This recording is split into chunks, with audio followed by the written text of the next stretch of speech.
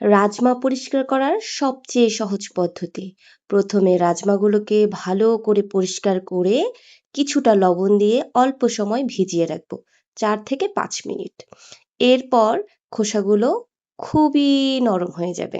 আমরা হালকা করে ধরলেই কিন্তু খোসাগুলো খুলে আসবে, এবং এভাবে করেই কিন্তু আমরা খুব সহজে পরিষ্কার করে নিতে পারি। আমাদের বড়দের জন্য কিন্তু এটা পরিষ্কার করার খুব একটা প্রয়োজন হয় না, কিন্তু যখন আমরা ছোট বাচ্চাদের জন্য রাজমা ব্যবহার করব, তখন চেষ্টা করব যাতে এই খোসাটা ফেলে দেওয়া হয়, কারণ এটা হজম করতে সব বাচ্চারা কিন্তু পারে না। রাজমাতে রয়েছে অনেক অনেক বেশি পুষ্টিগুণ, তাই আমরা চেষ্টা করব বাচ্চার প্রতিদিনের খাবারে অল্প কিছুটা হলেও রাজমা ব্যবহার করার জন্য। প্রথম দিকে একটু দেখব যে আসলেই বাচ্চা এটা হজম করতে পারে কি না, তারপর থেকে আমরা ইনশাল্লাহ করে কন্টিনিউ করতে পারবো। খিচুড়িতে অথবা আমরা চাইলে কিন্তু রাজমাকে সিদ্ধ করে ডালের মতন রান্না করতে পারি।